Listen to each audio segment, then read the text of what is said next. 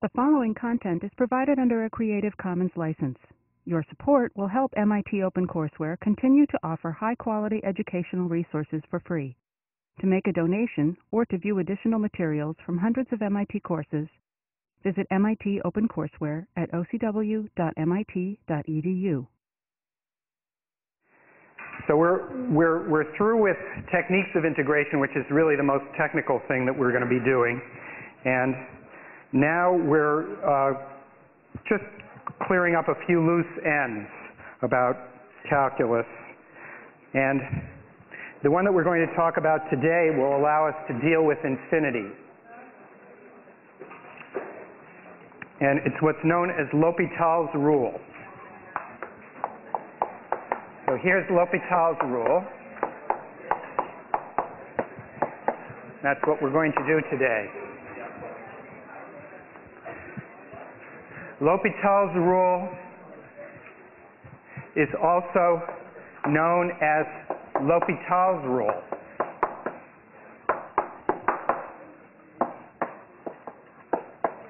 That's the same name, since the circumflex is what you put in French to omit the S. So it's the same thing, and it's still pronounced L'Hopital even if it's got an S in it. All right? So that's the first thing you need to know about it. And what this method does is it's a convenient way to calculate limits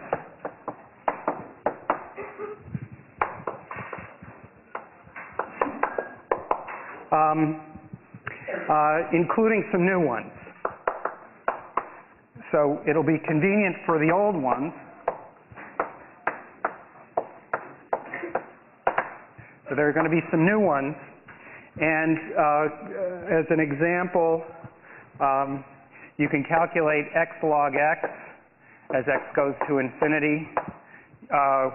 Whoops, that's not a very interesting one. Let's try x goes to 0 from the positive side. And you can calculate, for example, x e to the minus x as x goes to infinity. And, well, maybe I should include a few others, maybe something like log x over x as x goes to infinity. So these are some examples of things which, in fact, if you plug into your calculator, you can see what's happening with these, but if you want to understand them systematically, it's much better to have this tool of L'Hopital's rule. And certainly there isn't a proof just based on a calculation in a calculator. All right, so now here's the idea. I'll illustrate the idea first with an example, and then we'll make it systematic, and then we're going to generalize it. We'll make it much more. So when it includes these new limits, there are some little pieces of trickiness that you have to understand. So let's just take an example that you could have done in the very first unit of this class.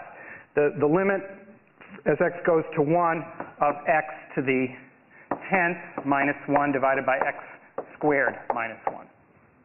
All right? So that's a limit that we could have handled.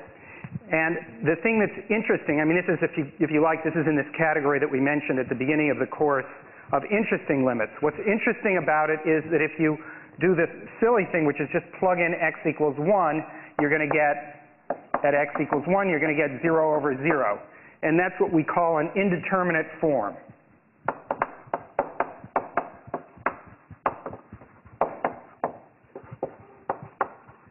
It's just unclear what it is from that plugging in. You just can't get it. Now, on the other hand, there's a trick for doing this, and this is the trick that we did at the beginning of the class, and the idea is I can divide in the numerator and denominator by x minus 1. Okay, so this limit is unchanged if I try to cancel the hidden factor x minus 1 in the numerator and denominator. Now, we can actually carry out these ratios of polynomials and calculate them by long division in algebra. That's very, very long. We want to do this with calculus, and we already have. we already know that this ratio is what's called a difference quotient, and then in the limit it tends to the derivative of this function. So the idea is that this is actually equal to, in the limit, let's just study one piece of it. So if I have a function f of x, which is x to the 10th minus 1, and the value at 1 happens to be equal to 0, then this expression that we have, which is in disguise this is in disguise the difference quotient, all right, tends to, as x goes to 1, the derivative, which is f prime of 1. That's what it is. So we know what the numerator goes to, and similarly we'll know what the denominator goes to. But what is that? Well, f prime of x is equal to 10x to the 9th power. So we know what the answer is. In the numerator, it's 10x to the 9th. In the denominator, it's going to be 2x. That's the derivative of x squared minus 1.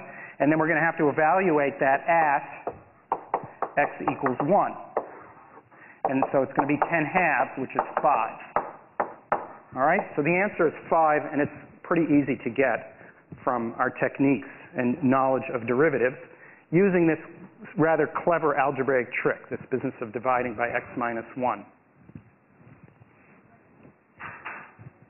What I want to do now is just carry this method out systematically, and that's going to give us the approach to what's known as L'Hopital's rule, my main subject for today. So here's the idea. Suppose we're considering in general a limit as x goes to some number a of f of x divided by g of x.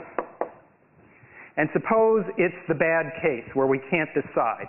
So it's indeterminate. F of a is equal to g of a is equal to 0.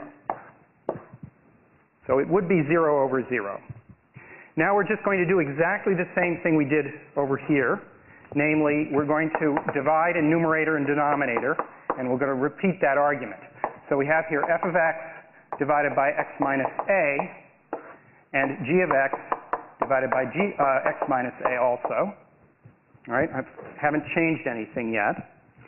And now I'm going to write it in this suggestive form. Namely, I'm going to take separately the limit in the numerator and the denominator, and I'm going to make one more shift. So I'm going to take the limit as x goes to a in the numerator, but I'm going to write it as f of x minus f of a divided by x minus a. So that's the way I'm going to write the numerator, and I've got to draw a much longer line here. So why am I allowed to do that? That's because f of a is 0. So I didn't change this numerator of the numerator any by subtracting that. F of a is equal to 0. And I'll do the same thing in the denominator.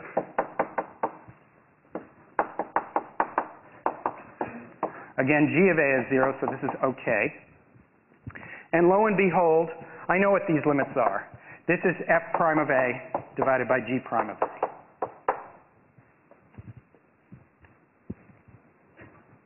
So that's it. That's the technique, and this evaluates the limit, and it's not so difficult. The formula is pretty straightforward here. And it works provided that g prime of a is not 0. Yeah, question? Why does this work in more of an intuitive sense that the limit can be found using the derivative? I just don't really understand. I see the proof of it. Is there a more intuitive way to understand it? The question is there a more intuitive way of understanding this procedure? And I think the short answer is that there are other similar ways. I don't consider them to be more intuitive. I will be mentioning one of them, which is the idea of linearization, which goes back to what we did in Unit 2. I think it's very important to understand all of these more or less at once. But I wouldn't claim that any of these methods is more intuitive one than the other. All right? But basically what's happening is we're looking at the linear approximation to f at a and the linear approximation to g at a. That's what underlies this. All right. So now I get to formulate for you L'Hopital's rule, at least in what I will call the easy version, or if you like, version 1. So here's L'Hopital's rule.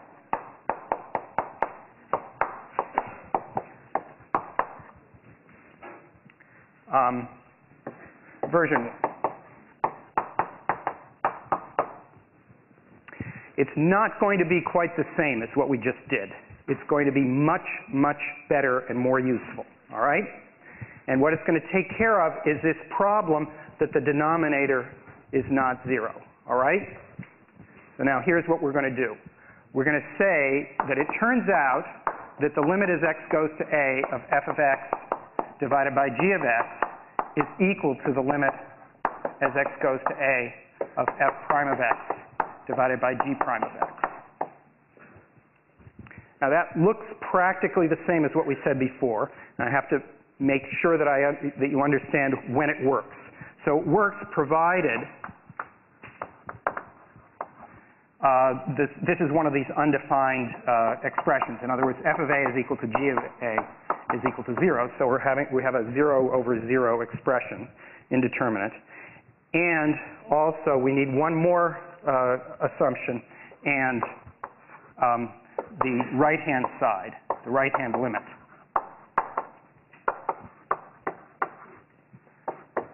Limit exists. All right? Now, this is practically the same thing as what I said over here. Namely, I took the ratio of these functions, x to the 10th minus 1 and x squared minus 1. I took their derivatives, which is what I did right here, right? I just differentiated them and I took the ratio. This is way easier than the quotient rule and is nothing like the quotient rule, all right? Don't think quotient rule. Don't think quotient rule. All right, so we differentiate the numerator and denominator separately. And then I take the limit as x goes to 1 and I get 5. All right, so that's what I'm claiming over here. I take these functions, I replace them with this ratio of derivatives, and then I take the limit instead over here. And it turned out that the functions got much simpler when I differentiated them. I started with this messy object, and I got this much easier object that I could easily evaluate. All right, so that's the big game that's happening here. It works if this limit makes sense and this limit exists. Now notice I didn't claim that the denominator had to be non-zero. So that's what's going to help us a little bit in a few examples. Well, so let me give you a couple examples, and then we'll go further. Now, this is only version 1, but first we have to understand how this one works. So here's another example. Take the limit as x goes to 0 of sine 5x divided by sine 2x. This is another kind of example of a limit that we discussed in the first part of the course. Unfortunately, now we're reviewing stuff, so this should reinforce what you did there. This will be an easier way of thinking about it. So by L'Hopital's rule, so here's the step. We're going to take one of these steps. This is the limit as x goes to 1 of the derivatives here. So that's 5 cosine 5x divided by 2 cosine 2x. Oh, whoops. Thank you. The limit was 1 over there, but now it's 0. A is 0 in this case, right? This is the number A. Thank you. All right, so the limit as x goes to 0 is the same as the limit of the derivative. And that's easy to evaluate. Cosine of 0 is 1, right? This is equal to 5 times the cosine of 5 times 0. And that's a multiplication sign there. Maybe I should just write this as 0, divided by twice the cosine of 0. But you know that that's 5 halves. All right, so this is how L'Hopital's method works. It's pretty painless. Now I'm going to give you another example which shows that it works a little better than the method that I started out with.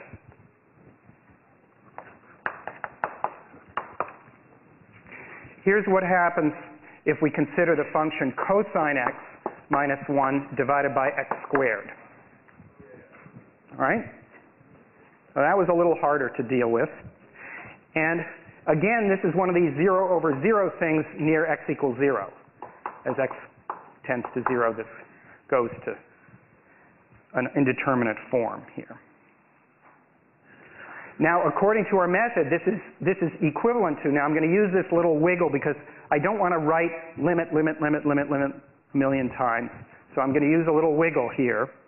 So as x goes to 0, this is going to behave the same way as differentiating numerator and denominator. So again, this is going to be minus sine x in the numerator. In the denominator, it's going to be 2x.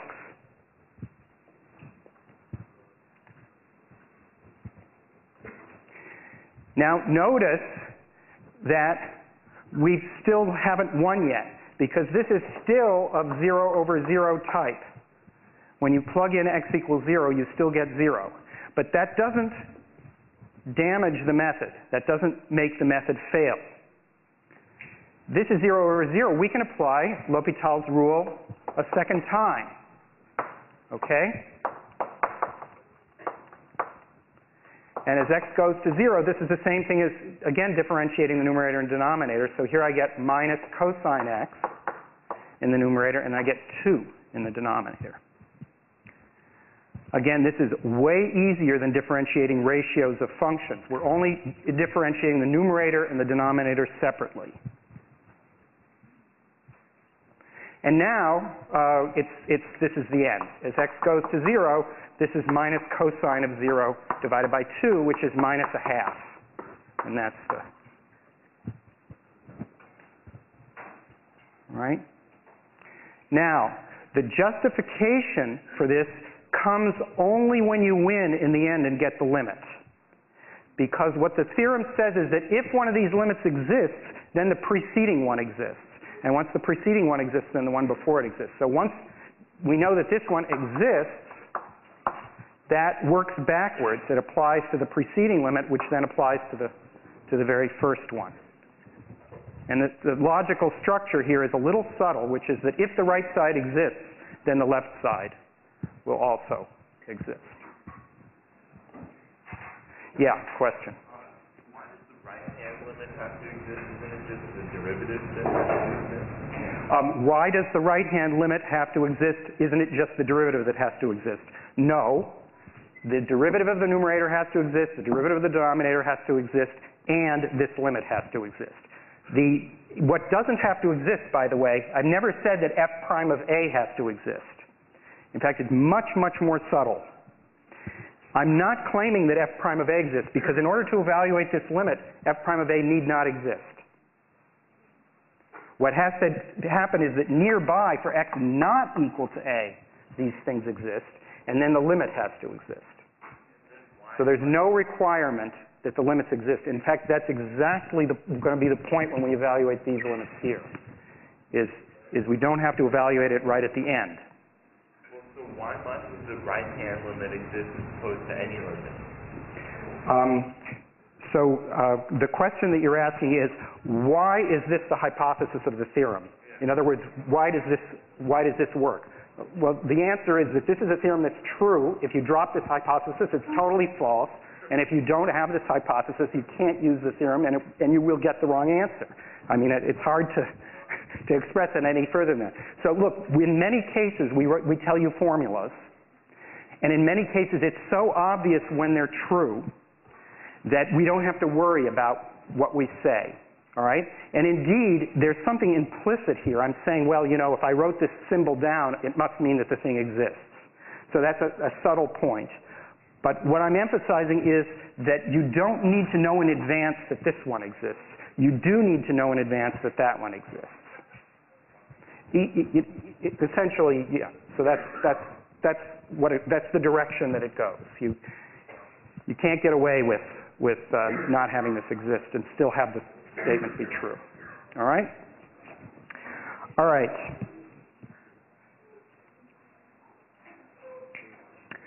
Yeah, another question. Thank you. You said that from A has to be exists, but if one doesn't exist, or it doesn't exist.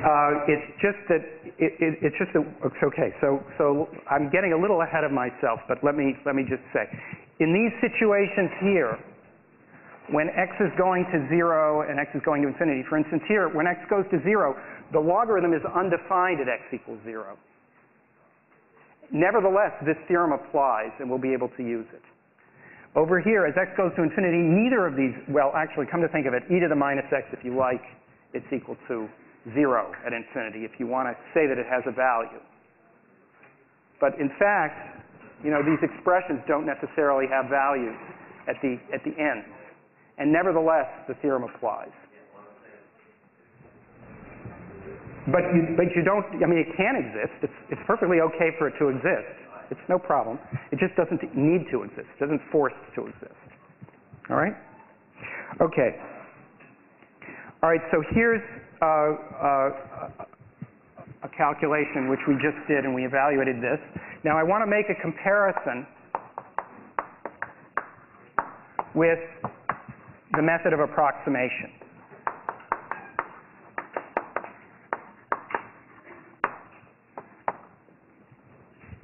In the method of approximation, this example 2, which was the example with the sine function, we would use the following property. We would use sine u as approximately u.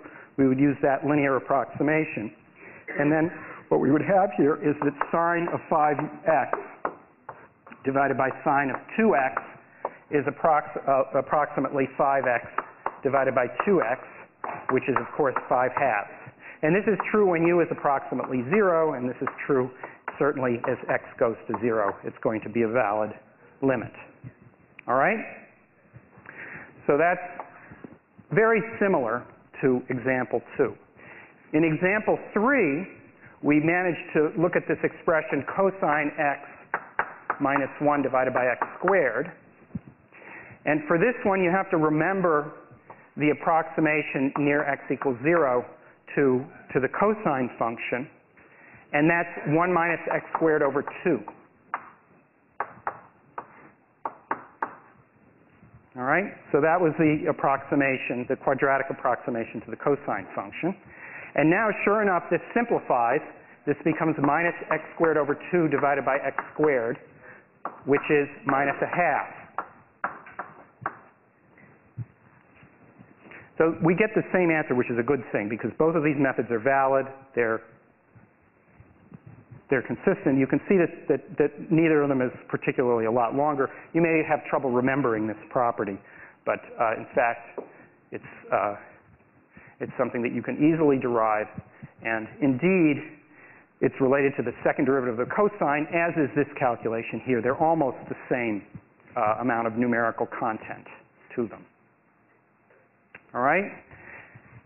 So now what I'd like to do is explain to you why L'Hopital's rule works better in some cases. And the real value that it has is in handling these other more exotic limits. So let me just, now we're going to do the L'Hopital's rule over again. And I'll handle these functions, but I'll have to rewrite them, but we'll just do that. All right, so here's the property that the limit as x goes to a of f of x divided by g of x is equal to the limit as x goes to a of f prime of x divided by g prime of x. That's the property, and this is what we'll always be using. Very convenient thing. And remember, it was true provided that f of a was equal to g of a was equal to 0. And that the right-hand side exists.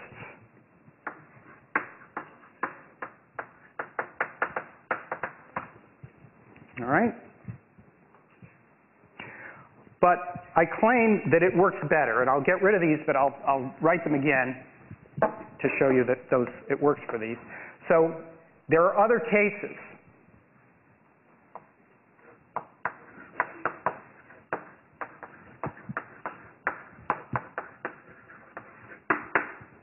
And the other cases that are allowed are this.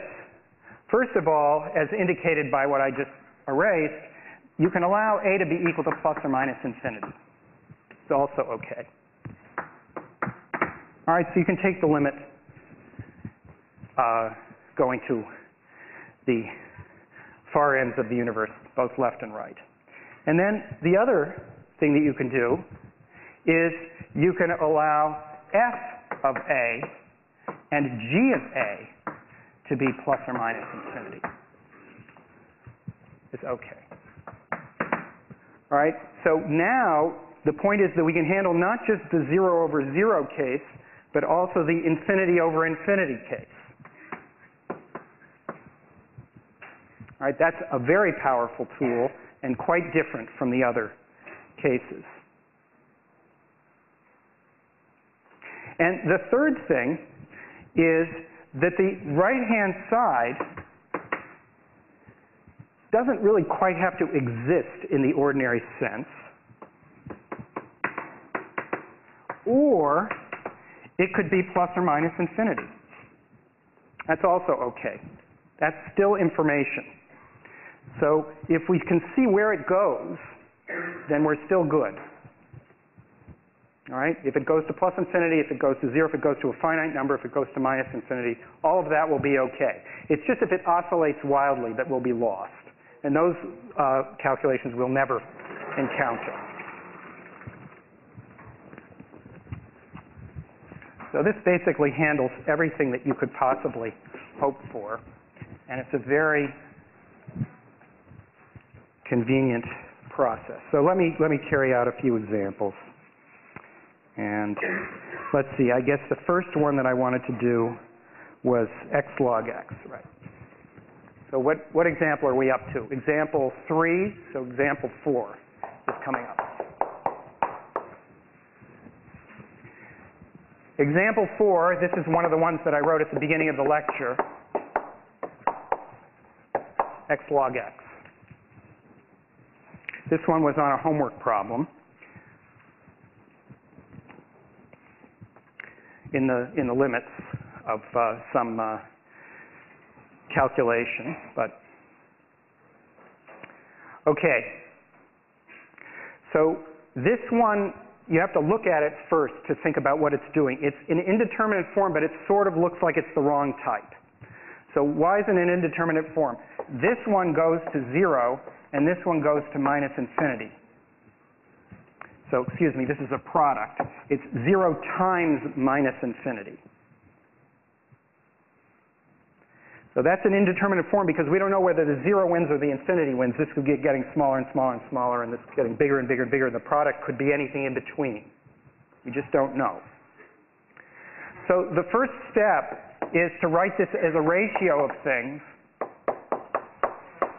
rather than a product of things. And it turns out that the way to do that is to use the logarithm in the numerator and the 1 over x in the denominator. So this is a choice that I'm making here. Now I've just converted it to a limit of the type minus infinity divided by infinity. Because the numerator is going to minus infinity as x goes to 0 plus, and the denominator, 1 over x, is going to plus infinity. So again, there's a competition, but now it's one of the forms to which L'Hopital's rule applies. And now I'm just going to apply L'Hopital's rule. And what it says is that I differentiate here. So I just differentiated numerator and denominator. Applying L'Hopital's rule is a breeze, right? You just differentiate, differentiate. And now it just simplifies and we're done.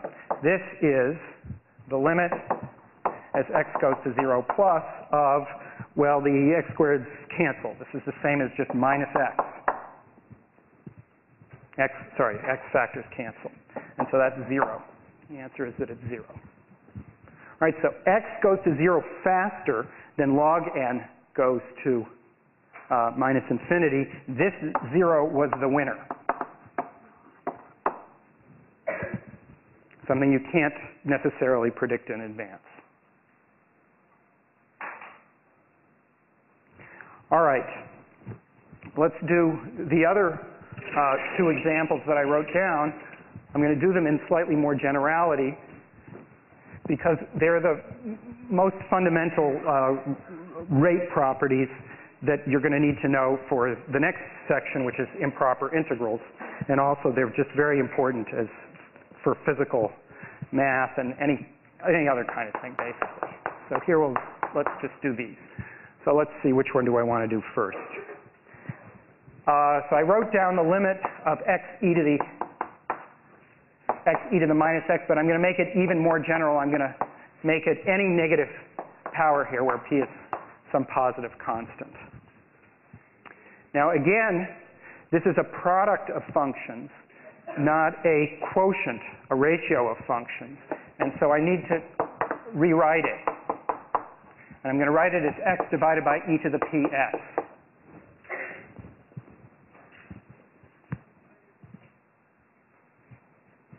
And now I'm going to apply, well, so it's of this form infinity over infinity. So we're okay with that. And now that's the same as the limit as x goes to infinity of 1 divided by p e to the px. So where does that go as x goes to infinity? Now we can decide. The 1 stays where it is, and this, as x goes to infinity, goes to infinity. All right, so the answer is 0. And the conclusion is that x grows more slowly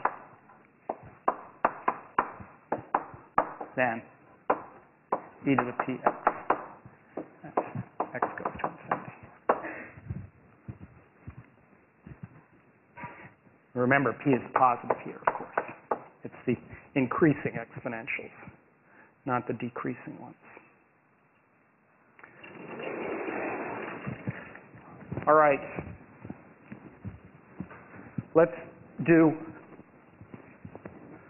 a variant of this. I'll do it the opposite way. So this is, I'm going to call this example 5 prime. It really doesn't give us any more information, but it gives you just a little bit more practice.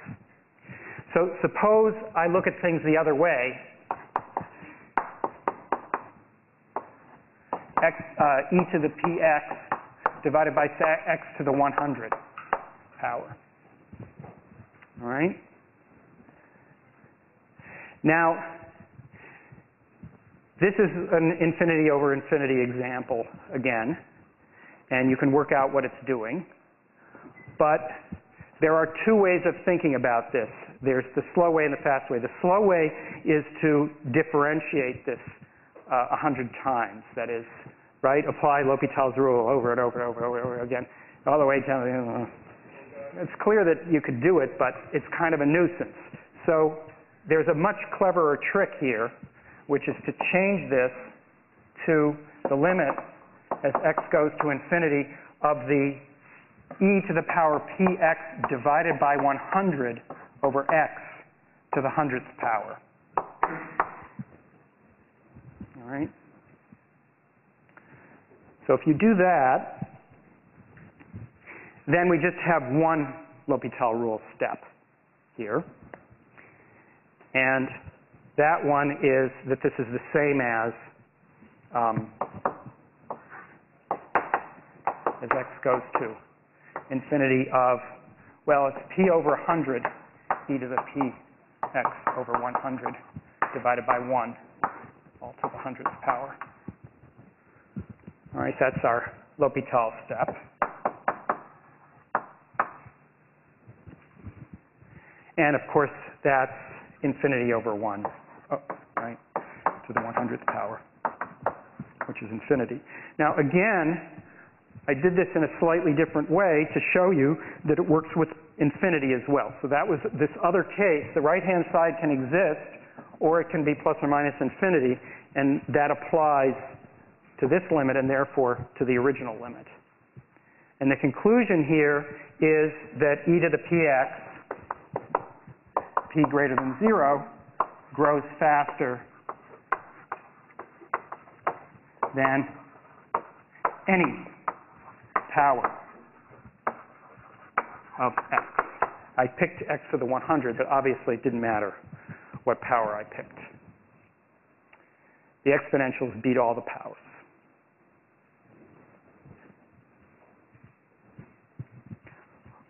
All right, so we have one more of the ones that I gave at the beginning to take care of, and that one is the logarithm and its behavior at infinity.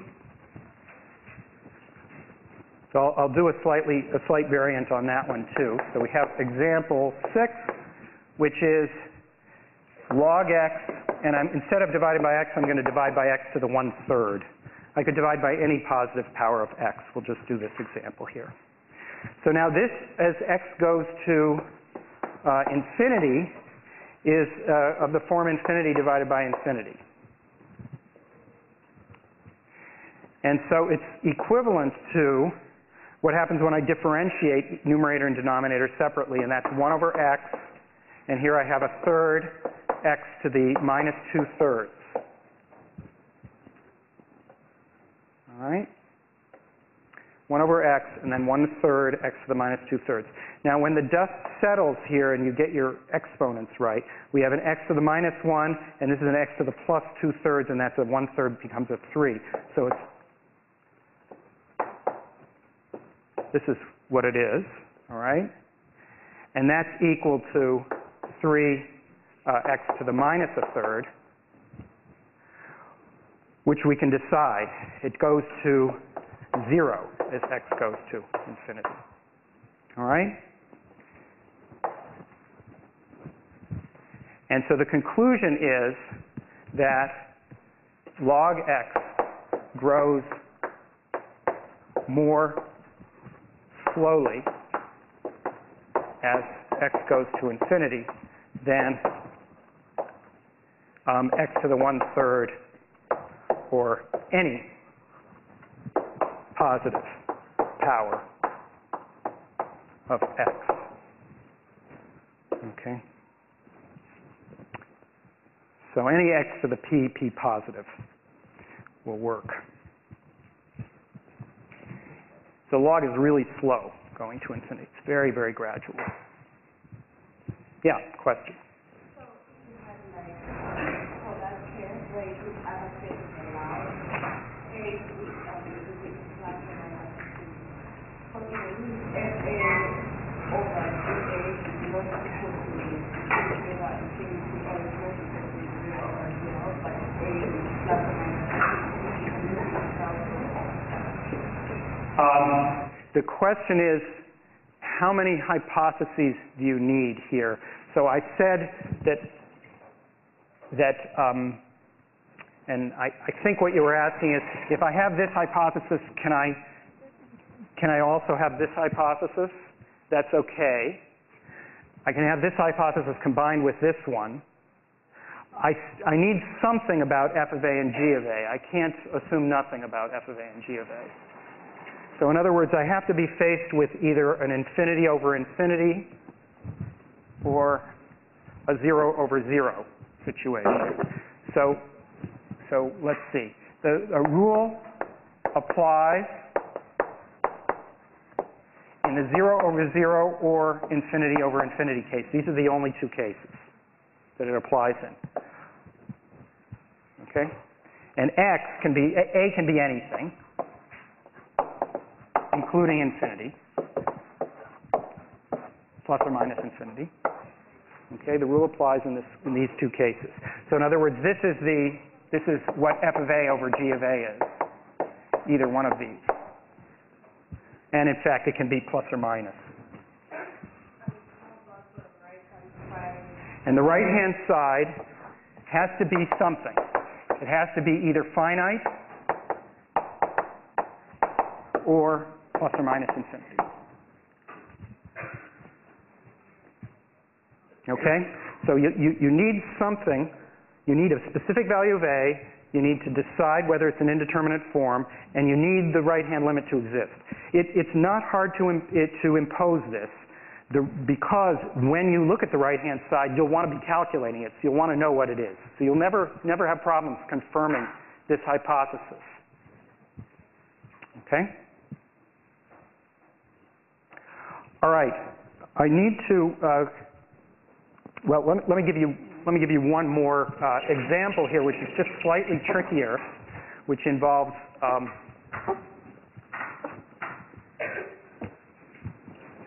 so here's another indeterminate form.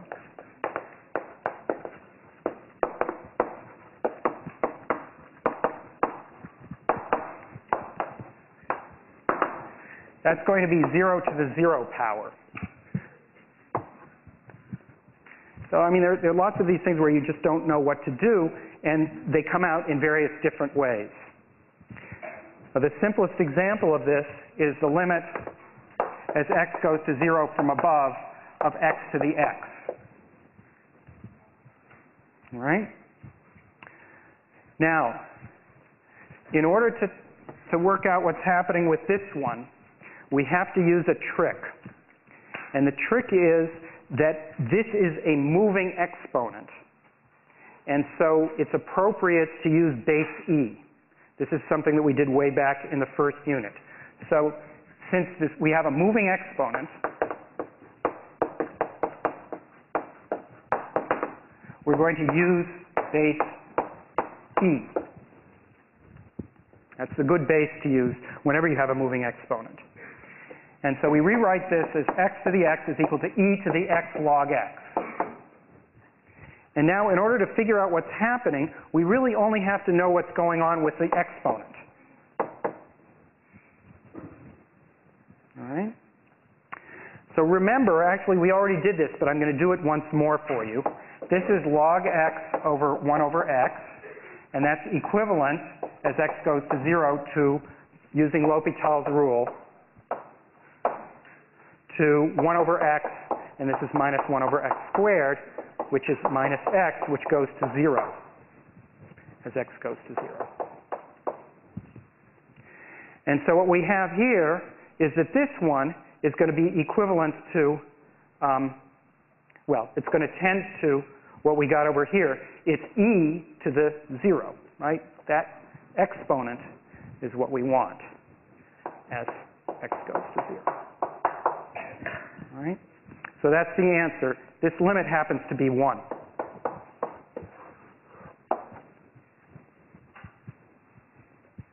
It's actually relatively easy to do given all of the power that we have in our hands now. All right?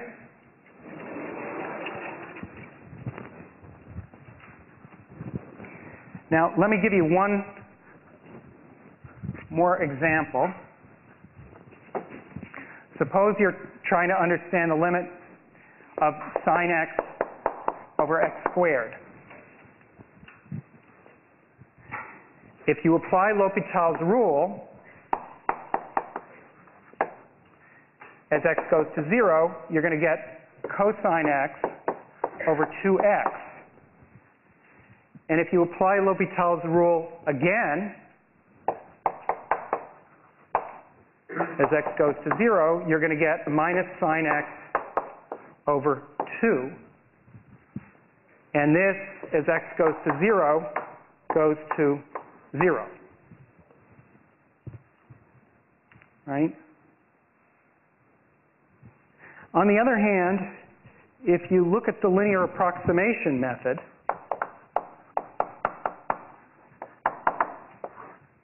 the linear approximation says that sine x is approximately x near 0.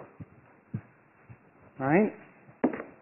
So that should be x over x squared, which is 1 over x, which goes to infinity as x goes to 0, at least from one side, minus infinity the other side.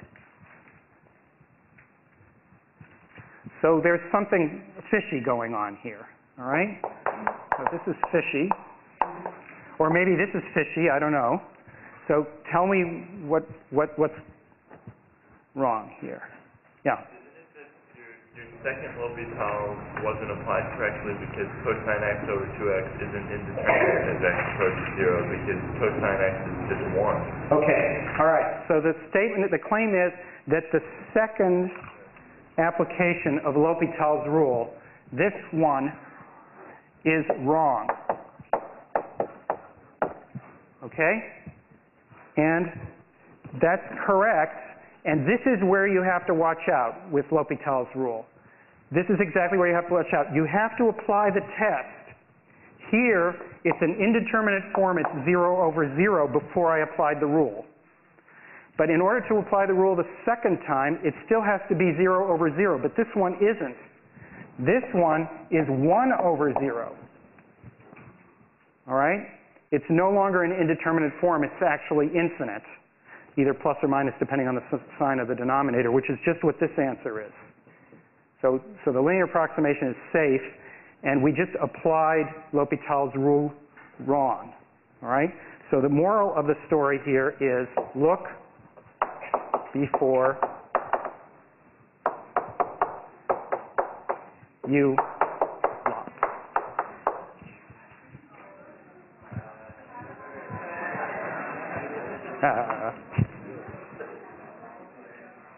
All right. Now,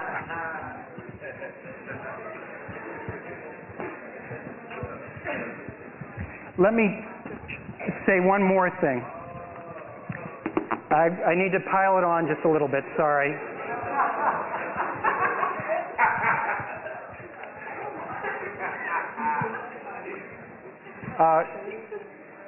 I don't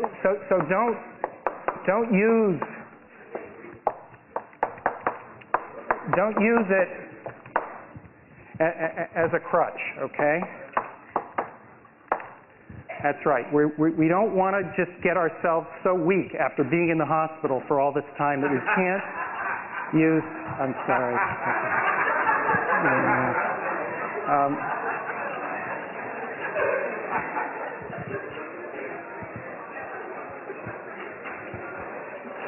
So remember that you shouldn't have lost your senses. If you have something like this,